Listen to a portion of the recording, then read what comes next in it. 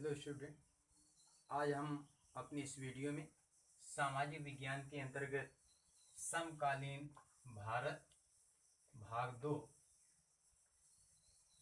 के अंतर्गत भूगोल का अध्ययन करेंगे। भूगोल में अध्याय 1 संसाधन और विकास, इसके विषय में जानेंगे। सबसे पहले जानेंगे संसाधन किसे कहते हैं। संकुचित अर्थ में संसाधन का अर्थ होगा वे सभी वस्तुएं जो हमारी आवश्यकताओं की पूर्ति में सहयोग प्रदान करती हैं, संसाधन कहलाती हैं। विस्तृत अर्थ में हम कह सकते हैं वे सभी वस्तुएं जो हमारी आवश्यकताओं की पूर्ति में सहयोगी हैं और उनकी अपार संभावना है और उनके उपयोग की तकनीक विद्यमान है तथा सांस्कृतिक स्वीकृति मिली हुई है, ऐसी वस्तुओं को संसाधन कहते हैं। संसाधन के प्रकार, कई आधारों पर इन्हें हम बांट सकते हैं। जैसे उत्पत्ति के आधार पर संसाधन के प्रकार। उत्पत्ति के आधार पर संसाधन के दो प्रकार हैं, जैव और अजैव। जैव संसाधन में सभी जीवधारी आ जाएंगे, वनस्पतियां एवं जीवजंतु, मानव एवं पशुधन, मत्स्य, सभी जैव संसाधन के अंतर्गत आ जाते हैं। अजैव में धातुएं और चट्टानें आ जाती हैं। सभी धातुएं जैसे लोहा, सोना, चांदी, एल्युमिनियम आदि सभी धातुएं और चट्टानें जैसे चट्टानों के कई प्रकार हैं, जैसे आग्नेय चट्टान, अवसादी, कायांतरित आदि। सभी चट्टानें अजैव संसाधन के अंतर्गत आ जाती हैं। दूसरा प्रकार है समाप्यता के आधार पर संसाधन के प्रकार। इन्हें की समाप्त होने के आधार पर संसाधन के प्रकार। दो प्रकार हैं इसके, नवीकरण और अनवीकरण। नवीकरण अर्थात नवीनीकरण, जिनका बार बार नवीनीकरण होता रहता है, उसको प्रयोग हम करते रहते हैं, उसका प्रयोग करते रहते हैं, वो समाप्त नहीं होता है, ऐसे संसाधन नवीकरण संसाधन कहलाते हैं। जैसे जल, पवन ऊर्जा, सौर ऊर्जा, वन, वन्य जीवन आदि, ये सब नवीकरण संसाधन के अंतर्गत आते हैं।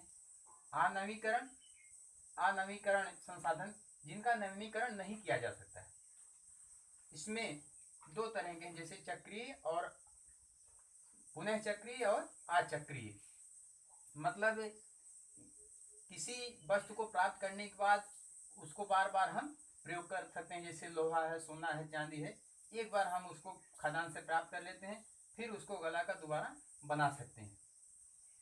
और कुछ चीजें हैं जो जिनका पुनः चक्रीय नहीं होता, जैसे जीवाश्म ईंधन है, जैसे इसमें पेट्रोल है, डीजल है, गैसें हैं और कोयला है। ये जो है एक बार हम इसका केवल उपयोग करते हैं, इसके बाद इसका नवीनीकरण नहीं होता है। इस प्रकार समाप्तता के आधार पर, यानी कि जो समाप्त हो जाने वाली चीजें हैं, एक बार के बाद पुनः वो नहीं मिल सकती, उसको दो आधारों में बांटा गया है, नवीकरण और अनवीकरण। स्वामित्व के आधार पर संसाधन के प्रकार। स्वामित्व के आधार पर संसाधन के चार प्रकार हैं, व्यक्तिगत, सामुदायिक, राष्ट्रीय और अंतर्राष्ट्रीय। व्यक्तिगत संसाधन के अंतर्गत उन्हें रखा गया है, जैसे व्यक्तिगत भूखंड जो हमारी जमीनें हैं, व्यक्तिगत घर, व्यक्तिगत कुआं, अन्य जायदाद जो हमारी व्यक्तिगत संपत्ति है, उसे व्यक्तिगत संसाधन के अंतर्गत रखा गया है। सामुदायिक संसाधन के अंतर्गत जो सार्वजनिक वस्तुएं हैं, सार्वजनिक चीजें हैं, जैसे पार्क है, पिकनिक स्थल है, मंदिर है, मस्जिद है, ये सार्वजनिक चीजें जो हैं ये सामुदायिक संसाधन के अंतर्गत आती हैं। राष्ट्रीय संसाधन, वे संसाधन जिन पर राष्ट्र का अधिकार है, पूरे देश का अधिकार होता है, जैसे समस्त भूखंड, सड़कें, रेल लाइन, बंदरगाह आदि जिन पर राष्ट्र का अधिकार है, वे राष्ट्रीय संसाधन कहलाते हैं। और समुद्र तट से 22.2 किलोमीटर अंदर तक राष्ट्रीय संपत्ति के अंतर्गत भूसागरीय क्षेत्र राष्ट्रीय संपत्ति संसाधन के अंतर्गत आता है। अंतर्राष्ट्रीय संसाधन के अंतर्गत जो अपवर्जक क्षेत्र है, ऐसे क्षेत्र जो अंतर्राष्ट्रीय अधिकार के अंतर्गत आता है, अंतर्राष्ट्रीय संसाधन कहलाता है। जैसे अपवर्जक क्षेत्र समुद्र तट से 200 समुद्री मील के बाद जो क्षेत्र आता है वह अंतर्राष्ट्रीय संसाधन के अंतर्गत आता है। वहाँ बिना अंतर्राष्ट्रीय संस्थाओं से अधिकार प्राप्त किए हुए कोई भी देश वहाँ कोई कार्य नहीं कर सकता है, उससे उपयोग में नहीं ला सकता है। इस प्रकार स्वामित्व के आधार पर यानी कि मालिकाना के आधार पर संसाधन के प्रकार 4 प्रकार हैं: व्यक्तिगत, सामुदायिक, राष्ट्रीय और अंतर्राष्ट्रीय। विकास के स्तर के आधार पर संसाधन के प्रकार, विकास के स्तर के आधार पर भी संसाधनों के 4 प्रकार बताए गए हैं: संभावी, विकसित, भंडार और संचित। संभावी संसाधन अर्थात भविष्य में जिसकी संभावना हो, ऐसे संसाधन जिसकी भविष्य में संभावना है परंतु इस समय उसका उपयोग नहीं हो रहा है। जैसे सौर ऊर्जा, पवन ऊर्जा। हमारे पश्चिमी भारत में गुजरात और राजस्थान में पवन ऊर्जा की भावी संभावना है।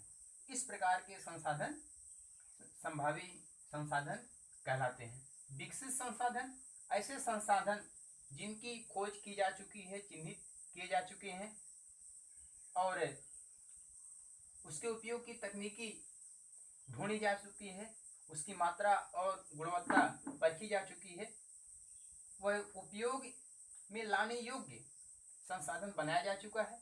ऐसा संसाधन विकसित संसाधन के अंतर्गत आता है। भंडार ऐसे संसाधन जिसका अपार भंडार है लेकिन इसका उपयोग अभी हम नहीं कर पा रहे हैं, हमारे पास इसकी तकनीकी नहीं है। जैसे जल संपूर्ण पृथ्वी का 3/4 भाग जल है, लेकिन अभी हम जल का पूर्ण रूप से उपयोग नहीं कर पा रहे हैं। जल दो तत्वों से मिलकर बना है, हाइड्रोजन और ऑक्सीजन। हाइड्रोजन का उपयोग अगर हम कर लेते हैं तो भविष्य में बहुत अच्छा जो है हम इसका उपयोग कर सकते हैं, लेकिन अभी हम इसका उपयोग नहीं कर पा रहे हैं। तो ऐसे संसाधन भंडार के अंतर्गत आते हैं। जल का हमारे पास असीम भंडार है।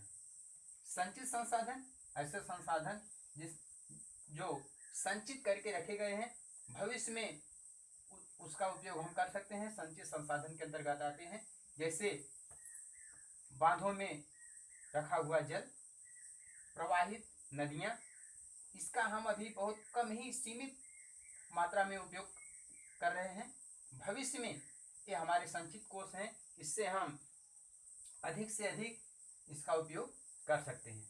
इस प्रकार से आज हम अपनी इस वीडियो में संसाधन और संसाधन के प्रकार के विषय में जानेंगे।